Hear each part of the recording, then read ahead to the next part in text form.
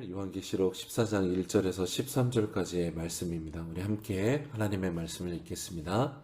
또 나는 보았습니다. 어린 양이 시온산에 서 있고 그와 함께 14만 4천 명이 서 있는데 그들의 이마에는 어린 양의 이름과 그분의 아버지의 이름이 쓰여 있습니다. 또 나는 하늘로부터 많은 물소리 같고 큰 천둥 소리 같은 소리를 들었습니다. 내가 들은 그 소리는 하프 켜는 사람들의 하프 소리 같았습니다. 그들은 보좌 앞과 네 생물과 장로들 앞에서 새 노래를 부릅니다. 그러나 땅에서 구속함을 받은 14만 4천 명 밖에는 아무도 그 노래를 배울 수가 없습니다. 그들은 여자들과 더불어 자신을 더럽히지 않은 사람들이니 이는 그들이 정절을 지켰기 때문입니다. 그들은 어린 양이 가는 곳이면 어디든지 따라가는 사람들이며 하나님과 어린 양에게 바쳐진 첫 열매로 사람들 가운데서 구속함을 받았습니다. 그들의 입에서 거짓을 찾을 수 없으니 그들은 흠없는 사람들입니다. 또 나는 다른 천사 하나가 공중에 날아가는 것을 보았습니다. 그는 땅에 사는 사람들 곧 모든 나라와 족속과 언어와 백성에게 전할 영원한 복음을 가지고 있습니다. 그는 큰 소리로 말했습니다. 너희는 하나님을 두려워하고 그분께 영광을 돌리라. 그분의 심판 때가 이르렀다. 너희는 하늘과 땅과 바다와 물들의 근원을 만드신 분께 경배하라. 두 번째 다른 천사가 그 뒤를 따르며 외쳤습니다. 무너졌다. 큰 도성 바벨론이 무너졌다. 이 바벨론은 자기의 음행으로 만든 진노의 포도주를 모든 나라들에게 마시게 했다. 세 번째 다른 천사가 그들을 따르며 큰 소리로 외쳤습니다. 누구든지 짐승과 그의 우상에게 경배하고 자신의 이마나 손에 표를 받으면 그도 하나님의 진노의 포도주를 마시게 될 것이니 이것은 하나님의 진노의 잔을 섞인 것이 없이 부어진 것이다. 그는 거룩한 천사들 앞과 어린 양 앞에서 타는 불과 유황으로 고통당하게 될 것이다. 그들에게 고통을 주는 연기가 영원토록 올라갈 것이다. 그리고 짐승과 그의 우상에게 경배하는 사람들과 그의 이름의 표를 받은 사람은 누구든지 밤낮 안식을 얻지 못할 것이다. 성도들의 인내가 여기 있다. 그들은 하나님의 계명들과 예수에 대한 믿음을 지키는 사람들입니다. 또 나는 하늘에서 말씀하시는 음성을 들었습니다. 말씀하시기를 너는 이렇게 기록해라. 이제부터 주 안에서 죽는 사람들이 복이 있다. 그러자 성령께서 말씀하셨습니다. 그렇다. 그들이 수고를 그치고 안식할 것이다. 이는 그들의 행위가 그들을 따를 것이기 때문이다. 아멘.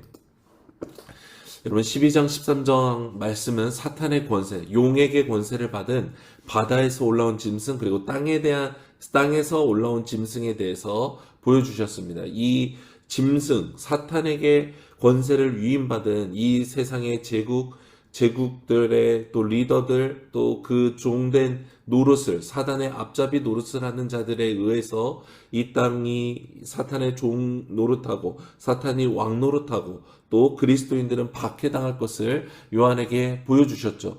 예수님의 계시는 우리에게 이런 것들을 보여주면서 겁먹고 살아야 된다, 두려워해야 된다 이런 차원으로만 말씀하시는 게 당연히 아닙니다. 정반대입니다. 주님이 가르쳐 주길 원하시는 것이죠. 이런 박해가 임하는데 너희가 어떻게 살아야 되는지를 알려주겠다라는 것입니다.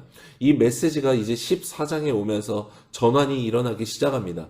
여러분 12장 13장에서는 환난에 대한 메시지로 두려울 수밖에 없었지만 하나님은 그게 끝이 아니다라는 것을 보여주십니다. 성도가 인내와 믿음을 끝까지 지켜야 되는 이유, 박해당하지만 박해를 당했다고 해서 그것으로 포기하고 그것으로 절망하며 신앙에서 떠나라는 것이 아닙니다. 박해를 제거해 주겠다고 약속해 주시지도 않습니다. 순교를 오히려 말씀하고 계십니다. 그러나 그 이유가 무엇인지를 14장에서 이제 보여주고 계십니다. 1절을 다시 읽습니다. 또 나는 보았습니다. 어린 양이 시온산에 서 있고 그와 함께 14만 4천 명이 서 있는데 그들의 이마에는 어린 양의 이름과 그분의 아버지의 이름이 쓰여 있습니다. 라고 말씀하세요. 여러분 요한이 보좌에 앉으신 어린 양을 아까 앞부분 첫 본문 부분에서 봤는데 이제 이 어린 양께서 시온산에 서 계신 것을 보게 됩니다. 그런데 어린 양이 혼자 서 계신 것이 아니라 14만 4천 명의 믿음을 끝까지 지킨 상징하는 그 숫자의 성도들과 함께 시온산에 서신 것을 보여주십니다. 일부러 보여주고 계시는 것입니다. 여러분 이 앞 환상에서 요한이 본 것은 무엇입니까? 이 12장 17절 12장의 마지막 절에 바다와 모래에 서 있는 이 짐승이 서 있는 것을 보았습니다.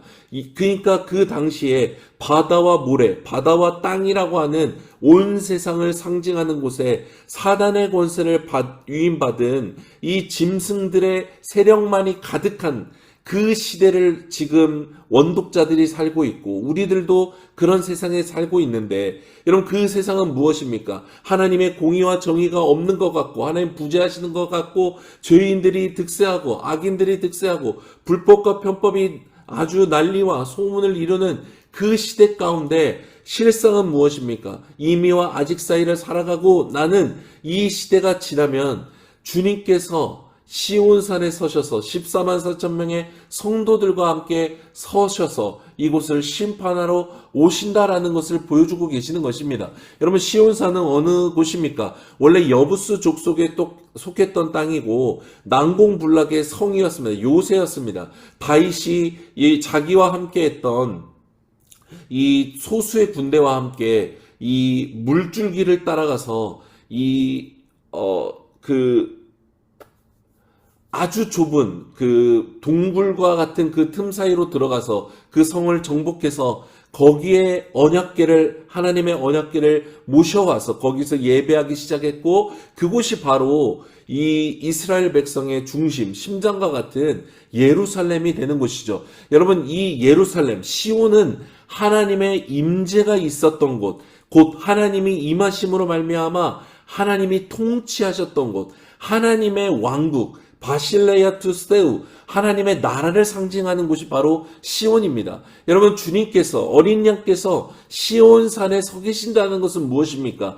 12장 13장에 바다와 모래에 서 있었던 이 짐승들이 지배하는 시대가 전부인 줄 알았느냐? 주님께서 약속하신 그대로 오사 시온산에 서 계셨고 이 세상을, 사단의 권세를 짓밟고 주님께서 심판하신다라는 것을 명확하게 보여주신다는 것입니다. 이것이 바로 바닷가 모래에 서 있던 용, 이 사탄과 완전한 대조를 이루는 환상을 주님이 지금 요한에게 보여주고 계시는 것이죠. 여러분 박해 시대 그리스도인들은, 이 원독자들은 곳곳에 모든 식민지마다 로마 황제의 신상이 세워져 있는 것을 보았습니다. 여러분 로마에 가신 분이 포로 로마나 이 관광지를 가보시면 거기에도 있고, 폼페이라는 도시에 가도 거기에도 신상과 이 신정과 신상들이 세워졌던 터를 다 볼 수 있는 것이 그것이죠. 그 황제를 섬기지 않아서 순교했고 고통당해야만 했던 것입니다. 그렇게 용이 사탄의 권세를 위임받은 제국의 통치자들을 통해서 그리스도인들을 핍박하고 무력하게 죽어가도록 만든 것이죠. 그렇지만 성도들은 믿음을 지키며 인내하고 그렇게 죽어가야만 했습니다. 그때 이 제국의 통치자들, 수많은 불신자들은 그리스도인들의 죽음을 보면서 무시했고 조롱했고 비웃었습니다. 사탄은 예수를 죽였을 때와 마찬가지로 또다시 자기가 하나님의 사람들을 죽인 것으로 말미암아 기뻐했을 것입니다. 그러나 그 기쁨은 이미 확정된 패배에서 오는 그 두려움의 기쁨에 불과한 것입니다. 사탄이 누리는 기쁨은 잠시뿐인 이 제한된 시간 가운데 그가 발악하면서 누릴 수밖에 없는 이 비극적 기쁨인 것이죠. 하나님의 준엄한 심판의 그 시간표가 하루가 다르게 다가오고 있기 때문에 그런 것입니다. 여러분 하나님께서 인간들이 죄를 지을 때마다 하나님 왜 로마 제국의 저 악한 왕을, 왜 저 통치자들을 심판하지 않으셨냐라고 우리가 탄원하게 될 수 있습니다.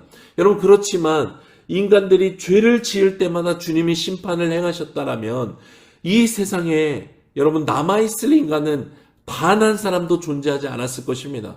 우리는 박해를 당할 때 왜 하나님은 그리스도인들을 특별하게 구원해 주시지 않습니까? 라고 탄원할 수 있습니다. 그렇게 묻는 것은 주님 안에서는 당연하고 하나님께 공의를 구하는 기도로서 정당하게 들려집니다. 그러나 여러분 이것을 주님 안에 거하고 있지 않는 사람이, 그냥 교회 문턱만 드나들고 있는 사람들이 이 기도를 한다라는 것은 이 질문의 본심에는 무엇이 숨겨져 있는 것입니까?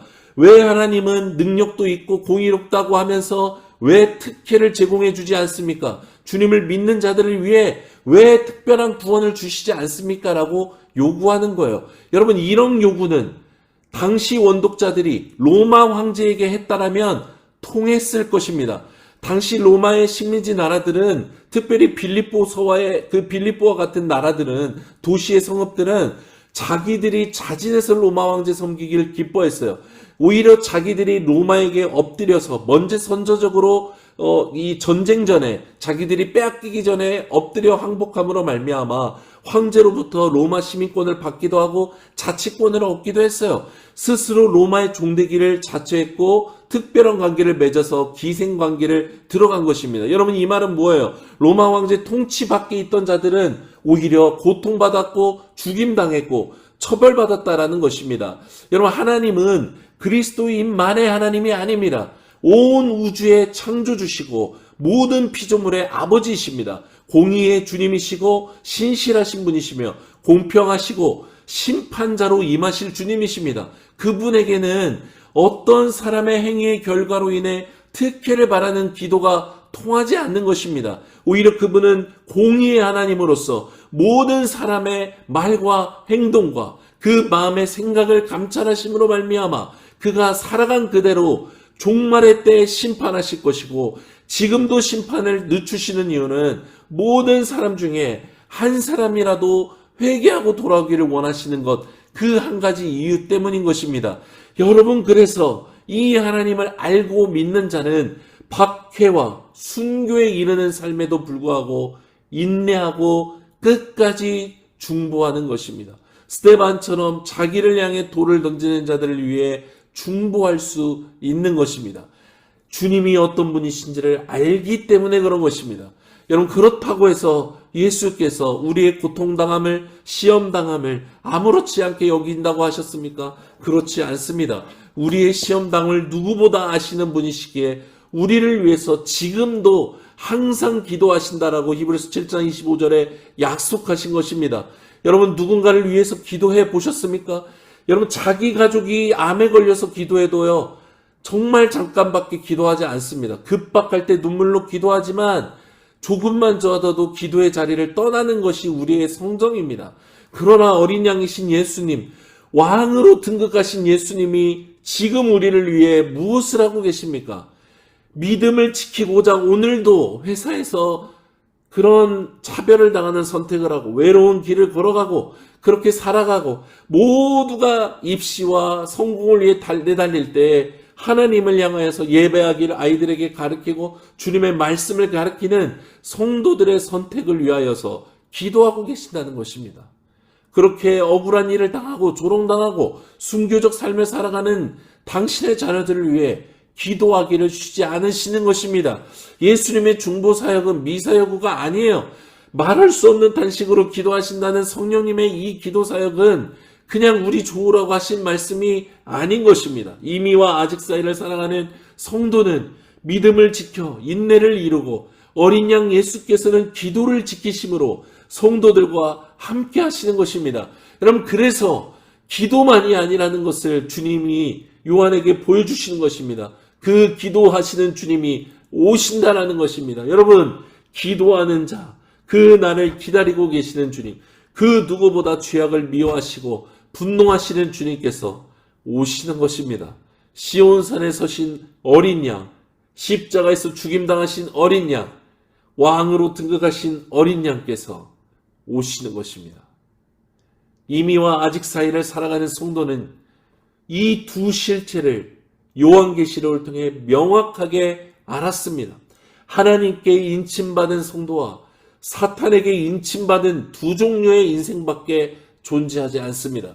여러분, 사탄에게 인침받은 자들은 사탄이 바다 모래 위에 서 있는 모습에 굴복하며 이 세상에서 더 잘 살고자 집을 짓고 잘 사는 선택을 하지만 그 실상은 무엇입니까?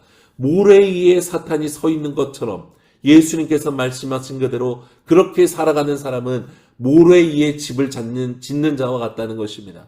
브리즈 할리파와 같이 높이 뻗은 건물들이 영원할 것 같지만 여러분, 요한계시록의 재앙이 무엇입니까? 지진재앙으로서 땅의 입을 열어 하나님이 너희들이 영원할 것처럼 뿌리를 내리고 높이 뻗어 올린 그 건물들 다 한순간에 삼켜버리는 재앙을 예언하신 것입니다.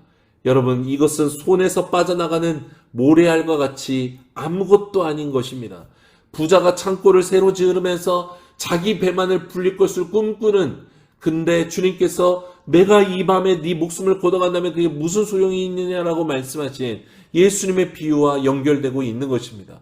그러나 시온산에 서신 어린 양 예수의 통치는 영원합니다. 그분이 창조하신 시작이시고 그분이 심판하시는 끝이 되시고 그리고 영원한 나라를 가져오시는 영원하신 분이십니다. 모든 것의 모든 것인 분이십니다.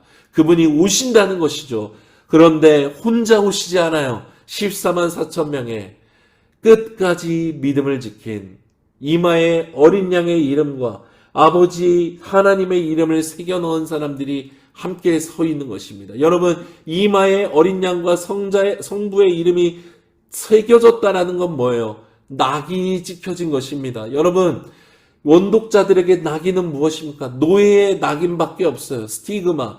이 낙인은 여러분, 하나님께는 믿음을 끝까지 지킨 자들의 영광의 낙인이지만 사탄에게는 당시 로마의 이 앞잡이 노릇을 한 모든 사람들에게는 하나님의 백성들을 처형했다고 착각한 심판의 낙인이요, 자기들의 기쁨의 낙인이요, 자기들의 노예의 낙인이라는 것입니다. 여러분, 우리가 그리스도인이라는 믿음을 공개함으로 말미암아 우리는 사람들로부터, 세상으로부터 낙인이 찍힙니다. 그때로부터 불이익을 당하고 조롱을 당하고 조소를 당합니다. 실질적으로 승진에 누락되는 일이 발생하고 사람들과 같이 타협하지 않고 나쁜 행동을 하지 않으므로 오히려 재수없는 인간이라는 낙인이 찍힙니다.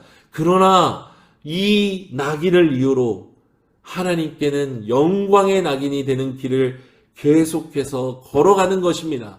여러분, 이 어제 말씀처럼 물건조차 사지 못하게 될 핍박을 당할 수 있는 것입니다. 그러나 신명기 6장 8절 말씀 그대로 손목과 이마와 집 문 안과 밖에 하나님의 말씀을 붙여 그렇게 기억하며 살라 말씀하신 그 말씀처럼 우리는 도리어 주님의 낙인 찍힘을 두려워하지 않고 예수님의 길을 따라서 나아가는 그 길을 걷게 되는 것이죠.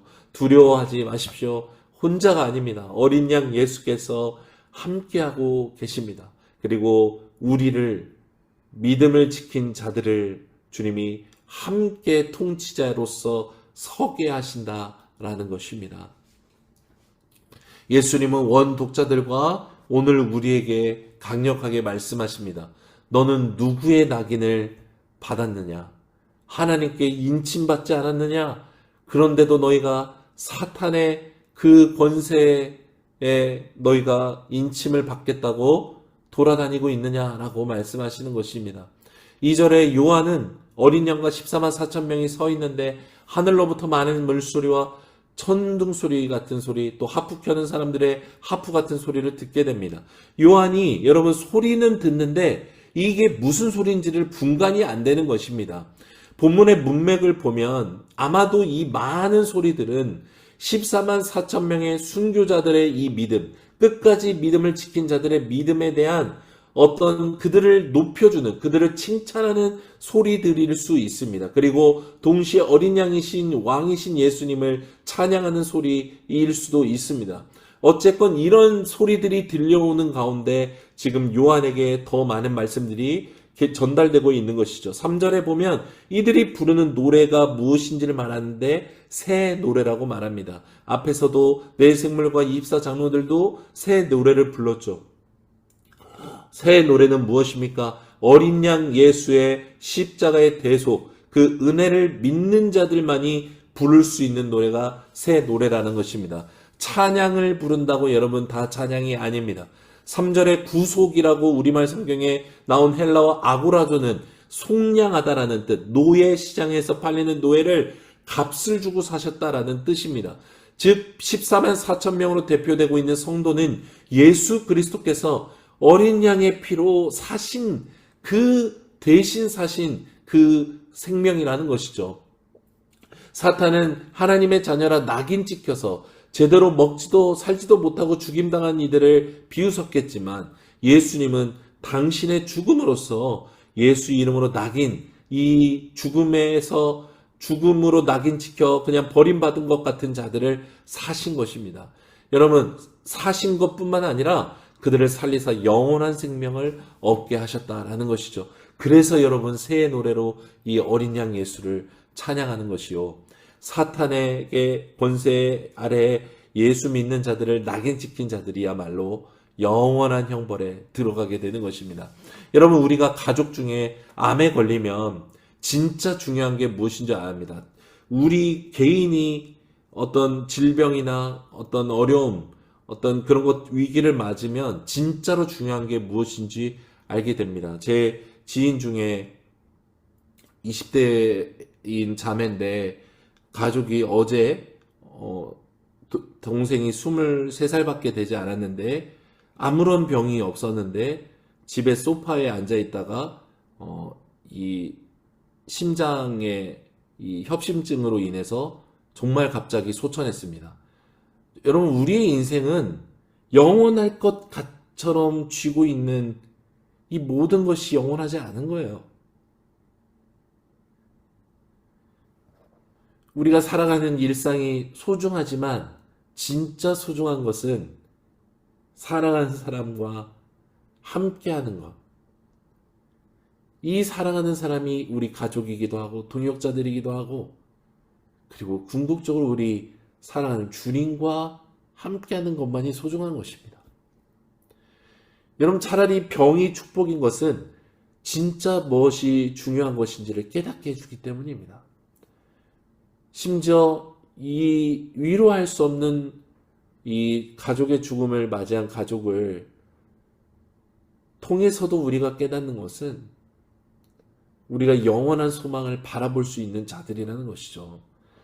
여러분, 모든 인간에게 죽음은 정해져 있습니다. 그 날과 시를 아무도 알 수 없습니다. 뱃속에서 유산하는 극한의 슬픔을 맞이하기도 하고요, 부모로서 자녀를 먼저 보내야 되는 아픔을 겪기도 합니다. 교통사고로 가족을 잃기도 하고요, 병으로도 가족을 잃기도 합니다. 자기의 탐욕으로 죽어가는 사람들도 많습니다. 여러분, 이 이미와 아직 사이를 살아가는 그리스도인은 우리에게 닥쳐질 어떠한 일들 속에서도 어린 양 예수님을 바라보는 믿음으로 나아가고 살아가도록 부름받았다는 것을 잊지 않아야 합니다. 4절에 새 노래를 부르는 성도가 어떤 사람들인지 세 가지로 표현을 해주세요. 세 가지로 표현하지만 한 믿음의 사람에 대한 표현이라는 것을 기억해야 합니다. 마치 팔복이 한 사람에게서 나오는 특징인 것이요, 갈라디아서 5장 23절에 성령의 9가지 열매가 사랑을 행하는 사람에게서 나타나는 한 사람의 9가지 모습인 것과 마찬가지입니다. 첫 번째로 여자와 더불어 더럽히지 않는 순결한 자입니다. 둘째, 어린 양이 어디로 가든지 따라가는 자이고, 셋째, 사람들 가운데 속량함을 받아서 처음 읽은 열매로 하나님과 어린 양에게 속한 자입니다. 여러분, 첫째로 음행하지 않는 순결한 사람이 참된 성도입니다. 성적 순결 이상을 의미합니다. 그리스도인의 신부로 신랑 되신 예수께서 다시 오시는 그날까지 이 믿음의 순결을 지키며 살아가는 자를 말합니다. 몸의 순결과 영적인 순결, 우상 숭배를 허용하지 않는 거룩과 순결한 믿음을 지킨 자를 의미합니다. 둘째로 어린 양이 어디로 가든지 인도하든지 따라가는 자입니다. 인도자이신 어린 양 예수님을 따라 좁은 문과 좁은 길을 지날지라도 끝까지 예수님을 따르는 자, 그가 곧 하나님의 자녀인 것입니다. 예수님께서 요한복음 10장 27절에 내 양은 내 음성을 들으며 나는 그들을 알며 그들은 나를 따르느니라 말씀하셨습니다. 우리가 누구의 말을 듣고 따르는지가 그의 종이라는 확실한 말씀입니다. 세 번째로 속량함을 받아 첫 열매로 하나님과 어린 양에게 속한 자라고 말합니다. 여러분, 첫 번째 열매라고 하는 표현은 성경에서 가장 좋은 열매라는 것을 의미합니다.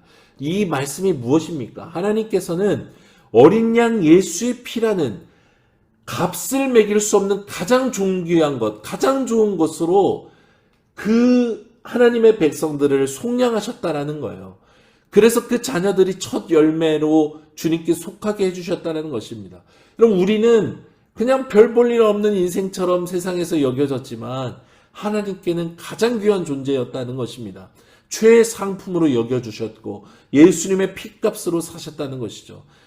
이것이 우리의 정체성입니다. 여러분, 이 세 가지 특성을 가진 사람들은 하나님께 순전한 사랑을 받은 그대로 다시 하나님께 순결한 사랑으로 나아가고 첫 열매를 드리고 가장 존귀한 것을 주님께 드림으로 그렇게 살아간다는 것입니다. 여러분, 사랑하는 사람과의 관계에서 줄 수 있는 첫 번째 열매, 가장 좋은 열매가 무엇일까요?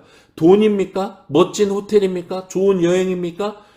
순결한 사랑이에요.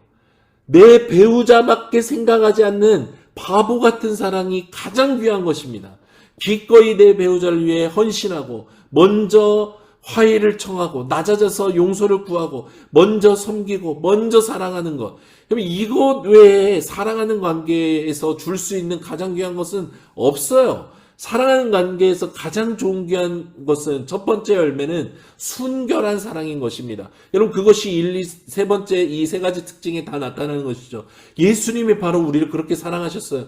구역질 나는 부패와 타락과 이 변질을 일삼는 이 모든 인간들, 그리스도인들, 이스라엘 백성들, 주님이 기꺼이 그들을 사랑하셔서 십자가에서 죽으사 어린 양으로 주러 가셨어요. 순결한 사랑입니다. 여러분, 이 순결한 사랑을 받은 사람은, 이 사랑으로 예수님과 연합된 사람은 예수님의 순결한 사랑을 다시 자기도 사랑하는 것입니다. 이 순결한 사랑을 지녔기 때문에 어떤 길을 가더라도 어린 양의 인도를 따라 걸어가는 것이요, 드릴 수 있는 자기의 가장 귀한 것, 목숨까지도 드릴 수 있는 것이죠. 이제 본문 6, 7절에는 전환이 일어납니다. 6절에 영원한 복음을 가진 천사가 공중을 날아가는 것을 보여줍니다. 여러분, 공중을 난다는 것, 앞에 요한계시록에 또 나오는데 모든 사람이 알 수 있고 볼 수 있게 하나님께서 일하신다는 것을 나타내요. 영원한 복음을 가진 천사가 비행하고 7절에 보면 심판에 이르렀다라고 큰 소리로 선포합니다. 여러분, 예수님의 재림은 구원만 있지도 않고 심판만 있지도 않습니다. 심판과 구원이라는 동전의 양면과 같은 것이 함께 성취되는 것이죠. 천사는 너희는 하나님을 두려워하고 그분께 영광을 돌리라 선포합니다. 그러면서 그분이 창조주시다라는 것을 선포하죠. 이 하늘과 땅과 바다와 물들의 근원을 만드신 분께 경배하라 말아요. 그럼 욥기 때 하나님이 자신을 계시하실 때 창조주신 것을 천명하셨던 것과 마찬가지입니다. 창조하신 분이시기에, 조물주시기에, 여러분, 창조주 앞에 모든 피조물들은 그분의 임재 앞에 아무런 말도 할 수 없는 강력한 임재 앞에 엎드릴 수밖에 없는 존재로 그 자신들을 깨달을 수밖에 없는 것입니다. 이 선포는 여러분, 적용하자면 지금 로마 황제가 모든 걸 좌지우지할 것 같은 권세 가운데 살아가고 있지만 그 로마 황제 위에 계시는 온 우주의 왕이시고 창조주이신 이 주님께서 오시는 날 이 땅이 어떻게 심판받는지를 기억하라는 것입니다. 8절에 다른 천사가 와서 바벨론의 멸망을 선포합니다. 바벨론은 로마 제국에 대한 암호이고 사탄의 종노릇하는 이 시대의 제국에 대한 표현과도 마찬가지입니다. 그러나 그들 모두가 하나님의 통치 아래 다 무너져 내린다는 것입니다. 마찬가지로 우리 시대, 여러분, 바벨론, 파르시아, 그리스, 로마 전부 다 멸망했던 것처럼 우리 시대에도 왕노릇하고 있는 견고한 이 세상의 나라들도 다 멸망하시고 오직 주님의 나라, 하나님의 나라만이 영원할 것인 것을 보여주는 것이죠. 그리고 이제 9절 마지막에 세 번째 선포를 보면 짐승의 표를 받은 자는 누구든지 하나님의 진노의 포도주를 마신다라고 선언합니다. 이 땅에서 달콤했던 사탄이 주는 포도주를 마시며 즐기며 그렇게 흥청망청 영원할 것처럼 살았던 자들이 바로 실상은 하나님의 진노의 잔을 마시게 된다라는 것이죠. 성도는 이 땅에서 사탄이 주는 고통의 잔, 징계의 잔, 순교의 잔을 받아 마시는 것 같았지만 오히려 영원한 생명수의 이 물을 받아 마시게 된 것과 완전하게 대조되는 것입니다. 너무나 선명합니다. 중간이 없습니다.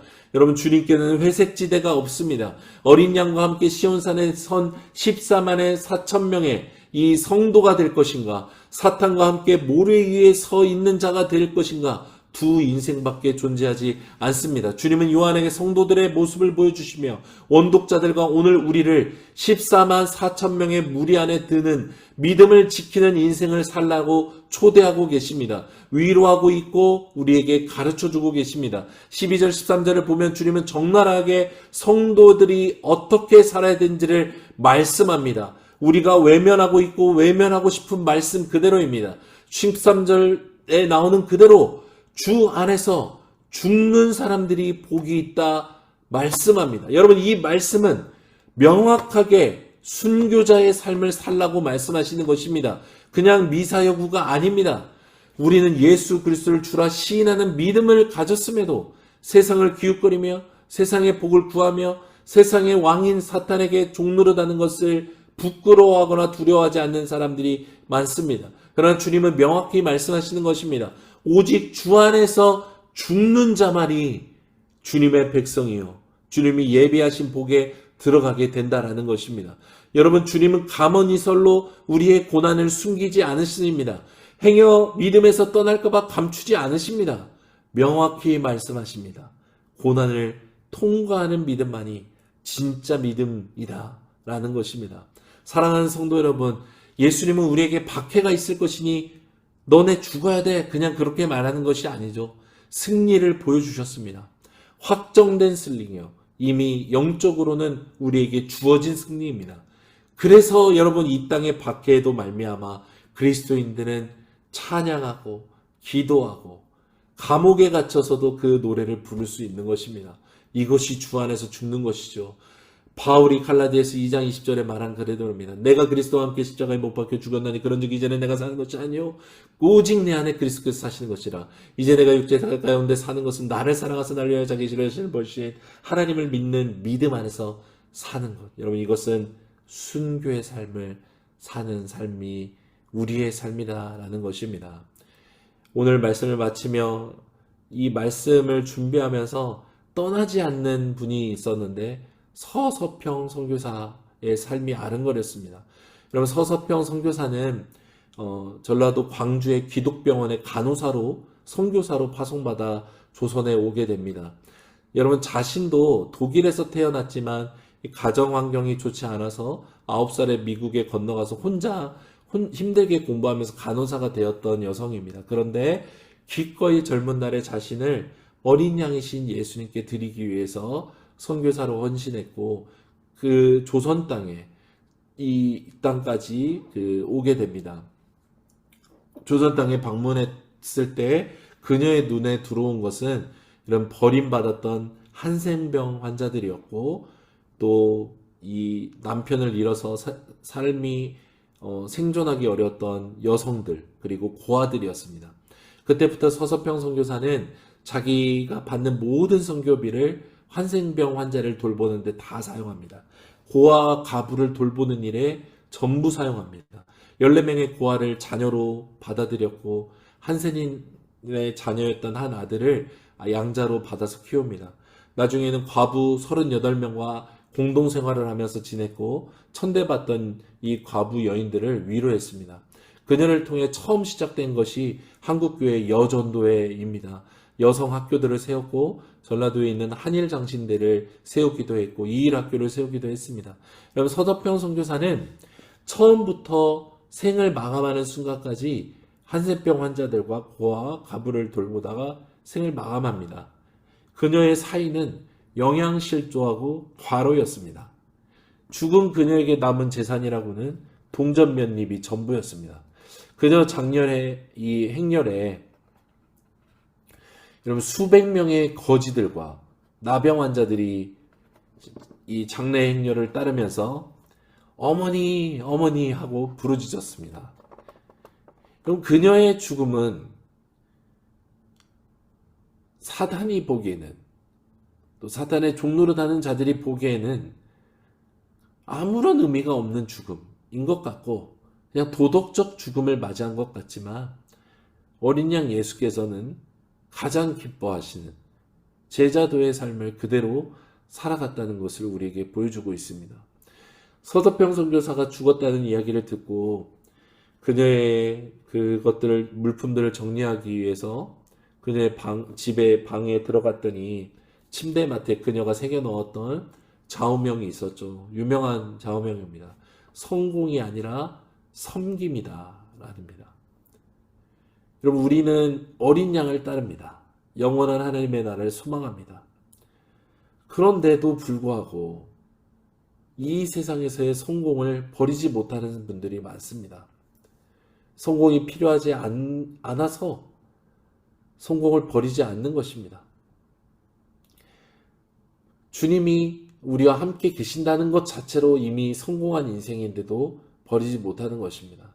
내 탐욕 때문에 하나님과 성공을 같이 쥐고 있고 이 세상의 피라미드 체계에서 낙오될까봐 똑같은 두려움 가운데 살아가는 인생이 많습니다. 여러분, 여러분의 좌우명은 무엇입니까? 당신을 이끌고 있는 생각과 욕구와 목표는 무엇이냐는 말입니다. 주님입니까? 주님을 사랑해 섬기는 것입니까? 죽기까지 나를 줄 수 있는 그런 인생인 것입니까? 아니면 성공도 해야겠습니까? 어린 양 예수를 사랑하며 그분의 음성을 들으며 오직 그분께 나아가기를 바람으로 살아가는 저와 여러분 되기를 간절히 소망합니다.